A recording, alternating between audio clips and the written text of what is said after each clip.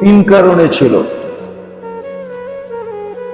কোরবানি এই তিন কারণে ছিল, কোরবানির তিন কারণে ছিল। আবার আরেকটা বলতেছি হাদিস দিয়া প্রমাণ। মুসা আলাইহিস সালাম আল্লাহকে জিজ্ঞাসা করছেন, আল্লাহ আপনি যে আমাকে ভালোবাসেন এটা বুঝবো কেমনে? তো আল্লাহ দুটা কথা বলছে। কয়টা? তুমি গরিবের খেয়াল যত রাখবা তত আমি তোমাকে ভালোবাসবো, আর গরিব তোমাকে যত বেশি ভালোবাসবে আমি তোমাকে তত বেশি ভালোবাসবো। এই জন্য আরবদের ভিতরে বেশিরভাগ হলো ওরা গরিবদের খেয়াল রাখে। কাদের খেয়াল রাখে? এই জন্য ওরা তো সারা বছরই গোশত খাইতে পারে। আল্লাহ দিছে ওদেরকে পাত্তি, ঠিক না? কি পাত্তি চিনেন? হ্যাঁ, একটা মারলে আমগো 33টা হয়, ঠিক না? ওরা মারে কয়টা? আমগো এখানে উঠে কয়টা? 33টা। ওরা সারা বছর খেতে পারে। তোরা গরিবদের খেয়াল রাখে এই জন্য যেন আল্লাহ ভালোবাসে। কেন আল্লাহ দুটেই সিস্টেম দিচ্ছেন। কুরবান মুসা আলাইহিস সালাম এর ইহসানের উপরে, উনি বড় ইহসান করছেন আমাদের উপর। আল্লাহকে জিজ্ঞাসা করছে, আপনি আমাকে যে ভালোবাসেন বুঝবো কি করে? আল্লাহ বলে, মুসা তুমি যত বেশি গরিবদের খেয়াল রাখবা তাহলে মনে করবা আমি তোমাকে ভালোবাসবো, আর গরিব তোমাকে যত বেশি ভালোবাসবে বুঝবা আমি তোমাকে ভালোবাসতেছি। এই জন্য ওদেরকে দেখবেন আরবরা বুঝছে, আমরা বুঝি নাই। ওরা গরিবদের খেয়াল রাখে, কিন্তু আমরা তো গোশত দিতে যাইও শোডাউন করি, ঠিক না? ঠিক। আসল গরিবরা তো পাই না, আসল গরিবরা তো পাই না, আসল গরিবরা তো পায় না। যারা চাইতেও পারে না, কাউকে বলতেও পারে না, এরকম গরিবরা তো পায় না। পায় না। তার ভিতরে সবচেয়ে বড় যে জিনিসটা হয় আমাদের দেশে, বড় ব্যথা লাগে, বড় ব্যথা লাগে। বলবো আবার যদি আগামী মাসে আইতে না দেয়, হ্যাঁ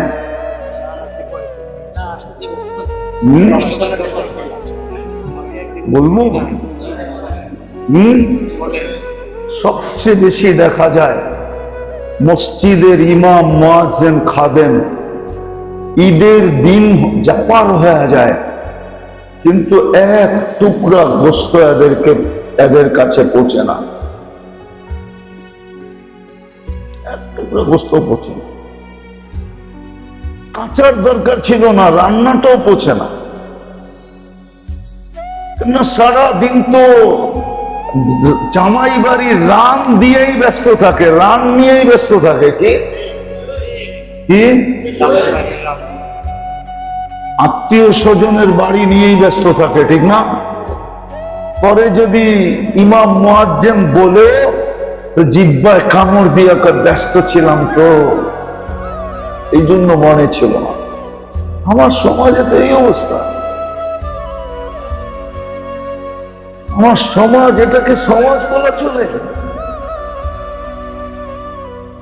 বাইচা আছি কোন কারণে আল্লাহ জানে। আমরা সমাজ হিসাবে যে বেঁচে আছি, জাতি হিসাবে মনে হয় অন্য কোনো কারণে। আমি মাঝে মাঝে বলি যে জমিনের ভিতরের একটা আধ্যাত্মিক শক্তির কারণে আমরা বেঁচে আছি, আর বাহ্যিক একটা দুইটা আধ্যাত্মিক শক্তির কারণে বেঁচে আছে। তাহলে আমরা জাতি হিসাবে বেঁচে থাকা ঠিক না। উচিত ছিল না, মাটিতে মিশা যাওয়া উচিত ছিল।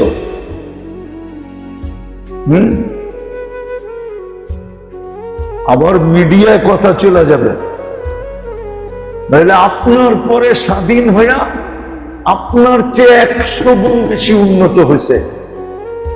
আপনি আগে স্বাধীন হইয়া আপনি আজ পর্যন্ত ওদের 100 গুণ নিচে আছেন কি করে?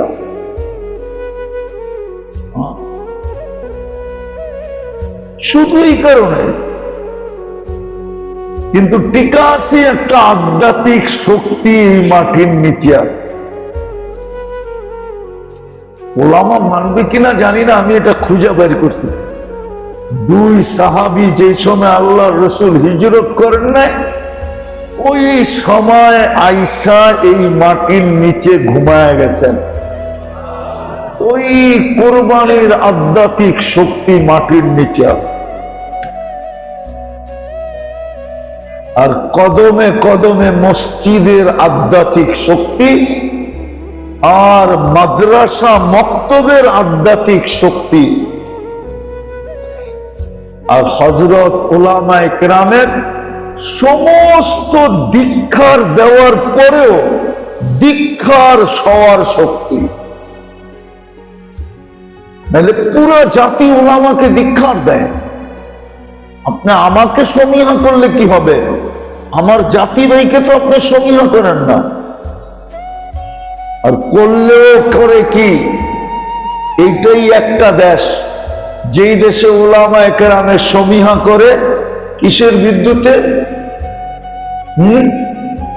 কি জানি মাগরিবের পরে বললাম,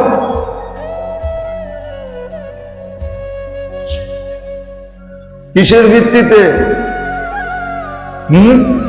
কোন দলের ভিত্তিতে? কোন দলের ভিত্তিতে? কে কোন দল করে? এটার নাম হলো কোন দল। কি কোন দল বোঝেন? ডিকশনারিতে কোন দল কারে কয়? আমাদের দেশে ওলামাকে মূল্যায়ন করে কোন দলের ভিত্তিতে? কে কোন দলে আছে? ওলামা হিসাবে না। ওলামা হিসাবে তো আমাদের অবস্থা খুবই শোচনীয়। তারপরও আমরা টিকা আসি। আল্লাহ আমাদেরকে হেফাজত করেন। কোনদিন জানি আল্লাহ নারাজ হবে আর বড় খারাপদেরকে শায়েস্তা করার ব্যাপারে ভালো মানুষও চলে আসবে। আর হাদিসে ইঙ্গিত আছে, আনুহলিকু ওয়া ফীনা সালিহুন। আল্লাহর রাসূল বলেছে, ইদা কাসুরাল খাবাস, তখন ভালো লোকেরাও এই চাক্কির নিচে চলে আসবে, এই দুর্যোগের নিচে চলে আসবে। নাইলে কোরবানি ছিল এই জন্যই, 3 কারণে। আর এজহারে ভালোবাসা সবচেয়ে উত্তম পদ্ধতি ছিল লুকায়া করা, যেটা আরবরা করে। ওদেরকে যতই খারাপ বলেন আপনি, আমি ওদের শাসকদের কথা বলতেছি না, পাবলিকের কথা বলতেছি। ওরা লুকায়া করে।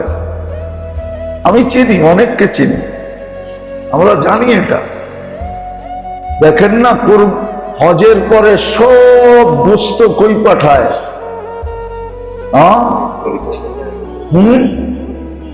হাজি কয় লক্ষ?